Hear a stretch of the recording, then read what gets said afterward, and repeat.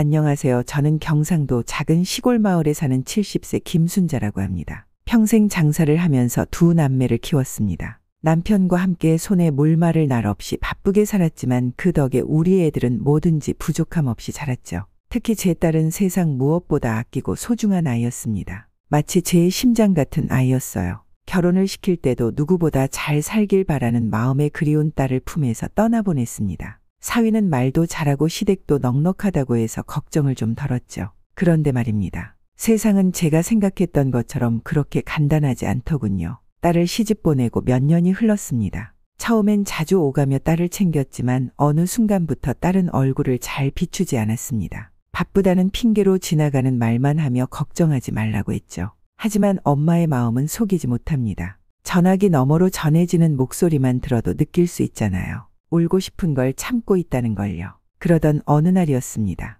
반찬 몇 가지를 해가지고 딸네 집에 갔습니다. 아침 일찍부터 정성 들여 만든 반찬이었어요. 직접 담근 김치에 생선 조림까지 하나하나 내 손으로 준비했습니다. 딸이 좋아할 생각에 마음이 참 따뜻했습니다. 그런데 그날 딸네 집에서 제가 보게 된 장면은 아직도 잊을 수가 없습니다. 그날 이후 제 마음은 무너졌고 세상이 다시는 예전처럼 보이지 않았습니다. 오늘은 그 이야기를 여러분께 들려드리려고 합니다. 제 심장이 찢어질 것 같았던 그날의 이야기, 그리고 제가 딸을 위해 선택한 결심의 이야기를요. 부디 제 이야기를 끝까지 들어주시고 따뜻한 위로의 말씀 부탁드립니다. 저와 같은 경험이 있으셨다면 댓글로 여러분의 생각도 나눠주세요. 구독과 좋아요는 제게 큰 힘이 됩니다. 제 젊은 시절은 참 바빴습니다. 그땐 시간이 어떻게 지나가는지도 몰랐죠. 남편과 함께 작은 가게를 운영하면서 하루하루를 버티듯이 살았습니다. 아침 일찍부터 밤늦게까지 일했어요. 때론 힘들어서 주저앉고 싶을 때도 있었지만 가게 문을 닫는 날이면 세상에서 제일 예쁜 우리 딸 얼굴이 눈앞에 아른거렸습니다. 그 애를 보면 내가 이겨내야겠다 싶었어요. 딸아이는 어릴 때부터 참 조용하고 예의 바른 아이였습니다. 말썽 한 번 피운 적 없고 엄마 손이 많이 가지도 않았죠. 학교에서 돌아오면 가게 한켠에 앉아 숙제를 하던 그 모습이 아직도 눈에 선합니다. 엄마 힘들지 나도 도와줄까 하고 작은 손으로 가게 일을 돕던 그 모습. 그게 얼마나 든든하고 고마웠는지 몰라요. 그렇게 딸은 제 곁에서 제가 힘내는 이유이자 살아가는 기쁨이었습니다. 세월이 흘러 우리 딸도 어느덧 시집갈 나이가 되었습니다. 혼담이 몇 번이나 오갔지만 저는 웬만하면 미루고 싶었어요. 딸이 시집을 가면 제 곁을 떠난다는 게 두려웠거든요. 그런데 지금의 사위가 처음 집에 인사를 왔을 때 제 마음이 조금은 놓이더라고요. 그날 사위는 예의 바르게 고개를 숙이며 제게 첫인사를 했습니다. 어머니 걱정 마세요. 제가 잘하겠습니다. 그 한마디가 얼마나 믿음직스러웠는지 모릅니다. 사돈댁도 괜찮아 보였어요. 그쪽은 집안이 넉넉했고 사돈 어르신들도 점잖은 분들이라서 믿음이 갔습니다. 우리 애도 이제 좋은 집에 가서 행복하겠구나 하고 안도했죠. 그런데 사람이 어디 겉만 보고 다 알 수 있나요? 결혼 후 처음 몇 년은 별 문제 없어 보였습니다. 딸 얼굴이 환했고 집에 놀러 갈 때마다 사위가 살갑게 맞이해 주었어요. 명절 때면 시댁에서 무슨 일이 있어도 딸을 저한테 보내주었기에 그거 하나로도 고마웠습니다. 참 다행이다 딸이 복이 있구나. 그렇게 저는 제 나름의 안심을 했습니다. 그런데 어느 순간부터 딸이 제 눈에 띄게 달라졌습니다. 표정이 어둡고 목소리가 자꾸 기운이 없었어요. 왜 그래 어디 아프냐? 물으면 괜찮다는 말만 되풀이하던 딸. 뭔가 이상하다 싶었지만 그땐 제가 몰랐습니다. 그저 새댁이란 게 다 그런 거라고 생각했을 뿐입니다. 그러던 어느 날이었어요. 반찬을 해다 주려고 딸네 집에 갔습니다. 제가 가져간 반찬을 보며 딸은 웃었지만 그 웃음 속엔 어딘가 모르게 어색함이 묻어 있었습니다. 반찬을 정리하며 거실에 들어서는데 그때 사돈이 와 계시더라고요. 시어머니였죠. 반갑게 인사를 하려는 찰나 그분의 목소리가 제 귀에 꽂혔습니다. 이게 뭐니 반찬도 제대로 못 해놓고 반듯한 게 하나도 없네. 딸은 아무 말도 못하고 고개를 숙이고 있었습니다. 그 모습을 보는 순간 가슴이 철렁 내려앉았습니다. 순간 머리가 띵해지고 그동안 참았던 의심들이 한꺼번에 밀려 들어왔어요. 그제야 알았습니다. 제 딸이 얼마나 힘든 시간을 보내고 있었는지요. 그날 딸의 고개 숙인 모습이 계속 머릿속을 맴돌았습니다. 집에 돌아와서도 아무 일 없었던 척 밥을 차렸지만 숟가락 하나 들어올리기가 힘들더라고요. 우리 딸이 왜 저렇게까지 돼버렸지. 이틀이 지나도록 잠이 오지 않았습니다. 그래도 혹시나 싶어 다음 날 딸에게 전화를 걸었습니다. 어제 내가 괜한 오지랖 부린 거 아니지? 딸은 아니라고 괜찮다며 애써 밝은 목소리를 냈지만 그게 오히려 더 가슴을 찢어 놓더군요. 그런데 가만 듣고 있으니 목소리 너머로 누군가의 목소리가 들렸습니다. 시어머니였습니다. 넌 정말 왜 이렇게 눈치가 없어? 시댁에 와서도 한숨만 쉬고 참 한심하다니까. 제 귀가 의심스러웠습니다. 수화기 너머로 들려오는 그 차가운 말투에 속이 울렁거렸습니다. 그날 밤 저는 결심했습니다. 더는 못 참겠다고요. 딸을 저렇게 두고 볼 수는 없었습니다. 다음 날 새벽부터 반찬을 다시 싸들고 딸네 집으로 향했습니다. 평소보다 이른 시간에 찾아간 덕에 문 앞에 선의 안에서 누군가의 목소리가 들리더군요. 도대체 내가 뭐 하나 제대로 하는 게 있니? 이 집에 와서 하는 게 뭔데? 딸의 목소리는 들리지 않았고 그저 조용히 울고 있는 것만 같았습니다. 문을 열고 들어서는 순간 거실 한가운데에 앉아있는 시어머니와 딸의 모습을 보게 되었습니다. 시어머니는 앉은 자리에서 반찬통을 툭툭 건드리며 말했습니다. 너희 친정엄마가 가져온 반찬도 하나같이 입에 맞질 않아. 참 별일이야. 그 말이 끝나자마자 제 심장이 덜컥 내려앉았습니다. 나왔어. 제 목소리가 떨려나갔습니다. 딸은 당황해서 제게 달려왔고 시어머니는 여전히 거만하게 앉아있더군요. 아니 사부인 여긴 어떻게 또 오셨대요? 시어머니는 가시 돋친 말투로 제게 비아냥거리듯 말했습니다. 그 순간 제 안에서 무언가가 터져나왔습니다. 여기에 제가 오면 안 되나요? 여긴 제 딸 집이에요. 시어머니는 비웃듯 웃으며 한마디 더 덧붙였습니다. 집이요? 그 집이 누구 덕에 생긴 집인데요? 그 말에 제 머리가 순간 새하얘졌습니다. 어머니, 그게 무슨 소리예요? 딸이 조용히 물었지만 시어머니는 아주 당당하게 대답했습니다. 이 집이야말로 우리 아들 덕에 장만한 거잖아. 내가 뭘 했다고 여기서 큰 소리야? 저는 더 이상 참을 수 없었습니다. 거실에 서서 떨리는 목소리로 딸을 바라보며 말했습니다. 너 짐 챙겨서 나와라. 우리 집으로 가자. 여기서 더 이상 있을 이유 없어. 딸은 눈이 동그래져 저를 바라보았고 시어머니는 비웃으며 소리를 질렀습니다. 아니 이게 무슨 망발이에요? 여기가 어디라고 나가라 말라? 그 순간 저는 단호하게 말했습니다. 여긴 내 집입니다. 내 명의로 되어 있는 집이라고요. 그제야 시어머니의 얼굴이 굳어지더군요. 딸과 사위가 무슨 말을 하려 했지만 저는 딸의 손을 꼭 잡고 말했습니다. 너 여기서 이렇게 멸시당하며 살 이유 없어. 엄마가 다 해결할 거야. 그날 저는 제 인생에서 가장 무섭고도 단호한 결정을 내렸습니다. 그날 제 입에서 이 집이 내 집이라는 말이 나온 순간 거실은 한순간에 얼어붙었습니다. 시어머니는 당황한 기색이 역력했지만 자존심 때문에 목소리를 높이더군요. 아니 무슨 소리를 그렇게 하세요? 이 집은 우리 아들이 장만한 집이에요. 사부인이 왜 여기서 그런 말씀을 하세요? 그 목소리에는 당황과 분노가 섞여 있었지만 저는 물러설 생각이 없었습니다. 장만은 무슨 장만입니까? 이 집이 누구 덕에 지켜졌는데요. 당신 아들이 집을 담보로 빚까지 지고 노름에 빠져 넘어갈 뻔한 거 내 돈으로 갚아준 것도 모르면서 순간 시어머니의 입이 굳게 닫혔습니다. 딸은 눈이 휘둥그레져서 저를 바라보았고 사위는 말도 못하고 멍하니 서 있었습니다. 엄마, 그게 무슨 말이야? 딸이 떨리는 목소리로 물었습니다. 저는 그제야 딸에게 사실을 말할 때가 왔다고 느꼈습니다. 내 남편이 사업한다며 돈을 끌어다 쓰다가 노름에 손을 댔어. 집이 넘어간다길래 내가 그 빚을 다 갚아줬어.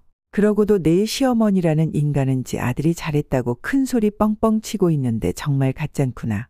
딸의 얼굴이 새하얗게 질렸습니다. 시어머니는 얼굴이 불그락푸르락해지더니 결국 소리를 질렀습니다. 이봐요. 사부인 아무리 그래도 이 집은 우리 아들 집이에요. 돈 몇 푼 갚아줬다고 큰 소리 치면 안 되죠? 그 말에 제 속이 터져 나가는 줄 알았습니다. 돈 몇 푼이라고 하셨나요? 아니 그 돈이 얼만 줄이나 알고 이러시나요? 나는 내 딸이 당신 아들같이 무능하고 한심한 놈 때문에 힘들게 사는 게 싫어서 큰 돈을 줬어요. 목소리가 떨렸습니다. 그동안 참고 참아왔던 감정들이 터져 나오면서 몸까지 떨리더군요. 딸은 그 자리에 주저앉아 울기 시작했고 사위는 얼굴을 들지도 못한 채 그저 숨죽이고 있었습니다. 그제야 시어머니가 한 발 물러서는 듯했지만 여전히 가시 돋친 말을 내뱉었습니다. 그래도 집안일은 집안에서 해결하는 게 예의 아니에요? 친정엄마가 이렇게 나서면 누가 좋아하겠어요? 예의요? 지금 예의라고 하셨어요.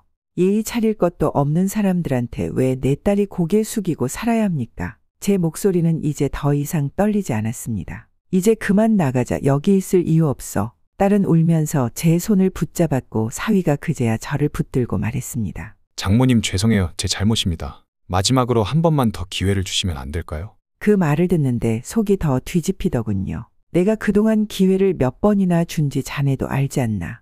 지금까지 내 딸을 봐서라도 참고 살았는데 오늘 자네 어머니란 사람의 행동을 보니 이제는 못 참겠네. 사위는 그 말에 아무 대답도 못했습니다. 그런데도 시어머니는 끝까지 버티더군요. 저렇게 며느리 노릇도 제대로 못하는 애를 누가 데리고 가겠어요? 그러니까 이런 일이 생기는 거예요. 그 말을 듣는 순간 머릿속이 새하얘졌습니다. 제 가슴이 쿵하고 내려앉더니 분노가 온몸을 휘감았습니다. 당신 지금 뭐라 그랬어요? 누가 며느리 노릇을 못해요? 이 집에서 내 딸한테 했던 말과 행동들 다 알고 있는데 더는 당신들과 내 딸을 함께 두고 싶지 않아요. 이 집에서 당신들이 나가요. 당장.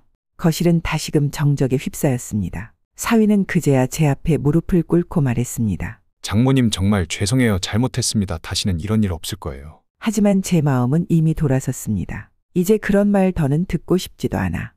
나가 여기서 당장 나가. 시어머니와 사위는 말없이 짐을 챙겨 나가기 시작했습니다. 딸은 여전히 울면서 제 옷자락을 붙잡고 있었습니다. 그날 저는 제 평생 한 번도 해보지 않았던 큰 결심을 했습니다. 딸을 더 이상 이런 곳에 두고 볼 수 없었거든요. 그날 시어머니가 문 밖으로 나가면서도 제게 쏘아붙인 마지막 말이 귓가에 맴돌았습니다. 나중에 후회하지 마세요. 며느리 노릇도 제대로 못하는 딸 데리고 어떻게 살 건지 두고 봅시다. 그 말이 끝나고 문이 닫히는 순간 제 마음속 깊은 곳에 쌓였던 분노와 슬픔이 한꺼번에 터져나왔습니다. 저게 지금 무슨 말을 하는 거야? 며느리 노릇? 노릇은 지들이 못했으면서 우리 딸이 무슨 죄야? 딸은 여전히 제 옆에서 엉엉 울고 있었고 사위는 한숨만 내쉬며 바닥에 주저앉아 있었습니다. 그 모습을 보는데 도저히 참을 수가 없었습니다. 너 이혼해. 엄마가 다 책임질게. 더 이상 여기서 고생하지 마. 제 입에서 그렇게 단호한 말이 나오자 딸은 눈물을 닦으며 저를 바라봤습니다. 엄마 무슨 말이야? 나 이제 어떡해? 어떡하긴 뭘 어떡해. 네가 여기서 저 사람들한테 당한 게 얼마인데. 지금까지 어떻게 버텼는지 엄마는 다 몰랐어. 그런데 이제는 아니야. 더 이상 그런 꼴 못 봐. 사위는 그제야 제게 다시 다가와 무릎을 꿇었습니다. 장모님 정말 잘못했습니다. 저도 정신 차릴게요. 정말이에요. 이번만 용서해 주세요. 그렇게 말하며 사위는 눈물까지 보이더군요. 하지만 저는 이미 마음을 굳혔습니다. 너무 늦었어. 그동안 자네가 정신 차릴 시간은 충분했어. 내가 모를 줄 알았어? 자네 어머니가 그동안 내 딸한테 무슨 짓을 했는지 내가 다 알고 있어. 이제 됐으니까 정리하고 나가. 사위는 고개를 푹 숙였고 더 이상 아무 말도 하지 못했습니다. 그날 그들을 내쫓고는 딸을 데리고 저희 집으로 돌아왔는데 돌아오는 길이 얼마나 길게 느껴지던지 제 심장은 계속해서 쿵쾅거리며 뛰고 있었습니다. 딸은 아무 말 없이 제 옆에서 울기만 했고 저는 딸의 손을 꼭 잡아주었습니다. 엄마가 이제 다 해결할 거야. 너는 걱정하지 마. 그날 밤 딸은 제 방에서 조용히 말했습니다. 엄마 미안해. 나 정말 아무 말도 못해서 미안해. 내가 왜 미안해? 이게 다 엄마가 몰라서 그랬던 거야. 너 혼자 그렇게 힘들게 만든 건 엄마 잘못이야. 이제부터라도 엄마가 널 지켜줄 거야. 그렇게 말하며 저는 딸의 머리를 쓰다듬었습니다. 하지만 그날 밤 저는 도저히 잠이 오지 않았습니다. 창밖을 바라보며 지나온 시간들을 떠올리는데 가슴이 찢어지는 것 같았습니다. 딸이 처음 결혼할 때 얼마나 행복해했는지 기억나는데 그런 딸이 이렇게까지 힘들어하며 눈물 흘리는 걸 보고도 몰라본 제가 원망스러웠습니다. 이제 다시는 내 딸이 눈물 흘리게 두지 않을 거야. 그렇게 다짐하니 마음 한편이 조금이나마 가벼워지는 것 같았습니다. 다음 날 저는 남편에게 모든 이야기를 했습니다. 여보, 이제 우리 딸 이혼시켜야겠어. 더 이상 그 집에 둘 수는 없어. 남편은 놀라며 묻더군요. 무슨 일이야? 갑자기 이혼이라니? 그게 무슨 소리야? 이게 무슨 소리냐니? 당신도 다 알고 있잖아. 우리 딸이 그 정신 나간 여편네한테 어떤 꼴을 당하며 살았는지. 우리도 이제라도 정신 차려야 돼. 남편은 한동안 아무 말도 하지 못하다가 담배를 꺼내 물더니 조용히 말했습니다. 그건 그렇지. 나는 우리 딸이 스스로 해결하길 바랬는데 우리 딸 고생은 이제 그만해야지. 남편이 제 말에 동의하니 마음이 조금은 편해졌습니다. 그날 저는 딸과 함께 변호사 사무실을 찾아가 이혼 절차를 시작했습니다. 딸은 걱정스러운 표정으로 제게 말했습니다. 엄마 이래도 괜찮을까? 나 혼자서 잘할 수 있을까? 괜찮아. 엄마가 있잖아. 엄마가 끝까지 너 지켜줄 거니까 아무 걱정하지 마. 며칠 후 안사돈과 사위는 다시 저를 찾아왔습니다. 사위는 울면서 말했습니다. 제발 다시 한 번만 기회를 주세요. 저도 달라질게요. 정말입니다. 시어머니도 애써 태연한 척하며 말했습니다. 며느리도 잘못이 없다고 할 순 없잖아요. 서로 고쳐 나가면 될 일을 이렇게까지 할 필요가 있나요? 그 말을 듣는데 제 속에서 또다시 화가 치밀어 올랐습니다. 이제 그만들 하세요. 더 이상 내 딸한테 기대하지 말아요.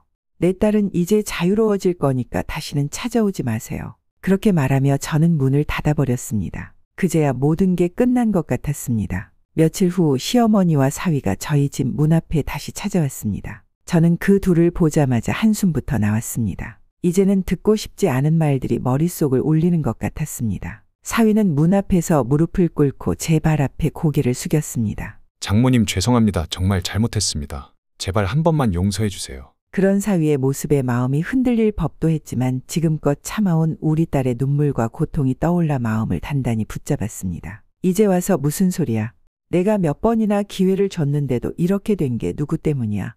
이제는 끝이야. 더 이상 내 딸 울리지 마. 제 목소리는 단호했지만 속에서는 불길이 타오르는 것처럼 화가 치밀어 올라 심장이 쿵쾅거렸습니다. 그때 안사돈이 제 옆으로 다가서더니 억지로 웃음을 지으며 말했습니다. 사부인 너무 감정적으로 그러지 마세요. 서로 이해하고 넘어가면 되잖아요. 우리도 이제야 좀 알았으니까 며느리한테 더 잘할 겁니다. 그 말을 듣는데 순간 속에서 화가 머리끝까지 올라 터져버렸습니다. 이해하고 넘어가. 당신이 지금 그 말을 할 자격이 있어요. 당신이 우리 딸한테 한 말들 우리 딸이 눈물 흘리며 살았던 세월에 대해 당신이 제대로 알고나 하는 말이야. 제 목소리가 높아지니 딸이 조용히 제 팔을 잡으며 말했습니다. 엄마 그만해. 나 괜찮아. 정말로 괜찮으니까. 하지만 저는 딸의 그 말을 들으니 더 서러웠습니다. 괜찮다는 말이 얼마나 깊은 체념에서 나온 말인지 알 수 있었으니까요. 참다 못한 제 마음이 터져 나오기 시작했습니다. 내가 왜 괜찮아? 내가 왜 괜찮다는 말을 해야 해?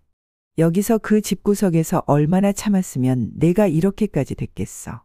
왜 이제야 말했어? 엄마가 다 몰라서 정말 미안하다. 제 목소리가 떨리기 시작했고 눈물이 왈칵 쏟아졌습니다. 그 순간 사위도 울면서 고개를 숙이며 중얼거렸습니다. 다 제 잘못이에요. 제가 정신을 못 차린 게 다 잘못이에요. 장모님 죄송합니다. 하지만 저는 단호했습니다. 됐어. 미안하단 말은 이제 필요 없어. 지금 와서 무릎 꿇고 울어봐야 무슨 소용이야. 더 이상 기회는 없어. 그러니까 그만하고 돌아가. 그렇게 말하고 저는 문을 쾅 닫았습니다. 그날 이후 저는 딸과 함께 변호사를 만나 이혼 절차를 진행했습니다. 이제껏 남들 앞에서 밝은 척 웃어왔던 딸은 변호사 사무실에서 자신이 겪었던 일들을 조목조목 이야기하다가 결국 울음을 터뜨렸습니다. 그동안 나만 참으면 될 줄 알았어. 엄마한테 말하면 속상해할까봐 더 미안해서 아무 말도 못했어. 딸의 그 말이 제 가슴에 비수가 되어 꽂혔습니다. 너가 왜 혼자 참아야 해?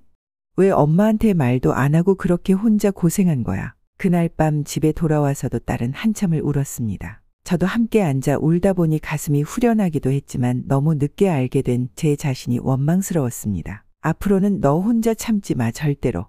엄마한테 말해. 알았지? 엄마가 널 지켜줄 거니까 이제 걱정하지 마. 그날 이후 딸의 이혼 소식을 들은 시댁에서는 난리가 났습니다. 그쪽에서 바깥사돈이 전화를 걸어 따지듯 말했습니다. 사부인 이러시면 안 되죠. 그래도 아이들 생각도 좀 해야 하지 않겠습니까? 하지만 저는 단호하게 대답했습니다. 그 집 때문에 내 딸이 무너졌어요. 이제 그만합시다. 내가 더 이상 참을 이유가 없어요. 내 딸은 더 이상 당신 집안에서 눈물 흘리며 살지 않을 겁니다. 전화기를 내려놓으니 마음이 후련했습니다. 이제 정말로 끝이 났다는 느낌이 들었습니다. 이혼 절차가 마무리되고 딸은 저희 집으로 돌아왔습니다. 처음에는 몸도 마음도 다 지쳐 보였지만 시간이 지날수록 딸의 얼굴에 조금씩 웃음이 돌아오기 시작했습니다. 어느 날 딸이 제게 작은 목소리로 말했습니다. 엄마 나 이제 뭐라도 해보고 싶어. 그냥 이렇게만 살지 않을래. 그 말이 얼마나 반갑고 기쁘던지 눈물이 핑 돌았습니다. 그래 너 하고 싶은 거 다 해. 엄마가 도와줄게. 딸은 작은 카페를 열고 싶다고 했습니다. 저는 남편과 함께 모아둔 돈을 내어주며 딸의 새로운 시작을 응원했습니다. 몇 달 후 딸은 작은 동네 카페를 차렸습니다. 그 카페에서 일을 하며 환하게 웃는 딸의 모습을 보니 가슴 한켠이 뭉클했습니다. 엄마 나 이제 괜찮아. 정말 행복해. 그 말을 들으며 저는 하늘을 올려다보았습니다. 이제야 내 딸이 웃는구나. 이제야 내 심장이 좀 놓인다.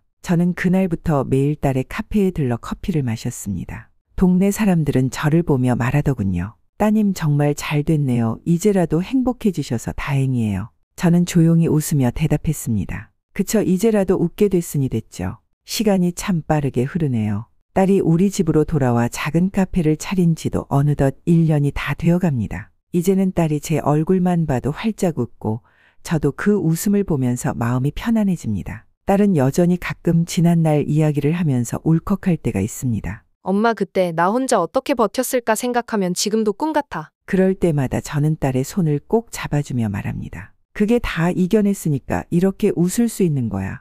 이제는 아픈 기억은 다 흘려보내고 지금 이 순간만 생각하자. 저도 가끔 그 집, 그 막대 먹은 여자 생각이 나서 화가 치밀 때가 있어요. 어떻게 사람이 사람한테 그런 말을 할 수 있을까 싶기도 하고요. 하지만 이제는 그 시간들을 다 내려놓으려고 합니다. 그렇게 애를 쓰면서 딸을 힘들게 했던 사람들. 결국 돌아보면 그들의 욕심이 그들을 더 올감했던 거겠죠. 사위는 이혼 후에도 몇 번이나 우리 집에 찾아와 무릎을 꿇고 용서를 빌었습니다. 하지만 저는 단호하게 말했습니다. 이제 너랑 내 딸은 남이야. 너도 너대로 잘 살아라.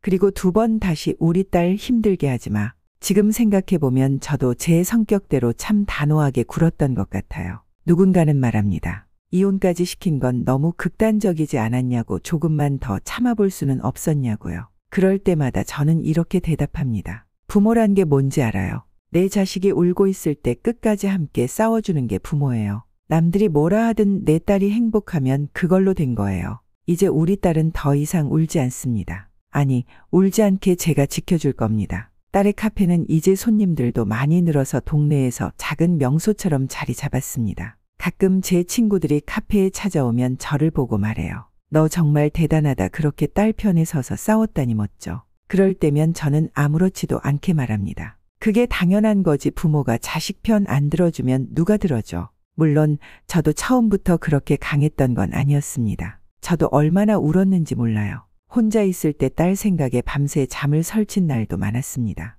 하지만 그럴 때마다 저는 제 자신에게 되뇌었습니다. 이건 내 딸의 인생이야. 내가 어떻게든 지켜내야 해. 이제와 돌아보니 제가 했던 선택이 참 다행스럽습니다. 그때 제가 딸을 그 집에서 꺼내오지 않았다면 지금쯤 딸은 여전히 눈물을 참고 있었겠죠. 어쩌면 더 큰 상처를 받고 무너져 버렸을지도 모릅니다. 사랑하는 딸이 이제는 매일 밝게 웃는 모습을 보며 저는 깨달았습니다. 내가 이 아이를 지켜준 게 아니라 이 아이가 내게 힘을 준 거구나. 제가 그날 용기를 냈던 이유도 결국 딸을 위한 사랑이었으니까요. 여러분은 어떻게 생각하시나요? 혹시라도 이와 비슷한 경험이 있으셨던 분들은 제 이야기가 조금이나마 위로가 되기를 바랍니다. 부모의 사랑은 결국 자식을 위한 가장 큰 힘이 아닐까요? 저처럼 우리 딸을 위해 용기를 내야 할 순간이 찾아온다면 부디 주저하지 마세요. 세상에서 무엇보다 소중한 건 결국 우리의 가족이니까요. 지금 이 영상을 보고 계시는 분들 중에서 저와 같은 마음을 가진 분이 있다면 꼭 댓글로 여러분의 이야기도 나눠주세요. 서로의 아픔을 나누고 위로하면서 우리 모두 조금 더 따뜻해질 수 있기를 바랍니다. 그리고 제 이야기가 마음에 와닿으셨다면 구독과 좋아요 한번 눌러주세요.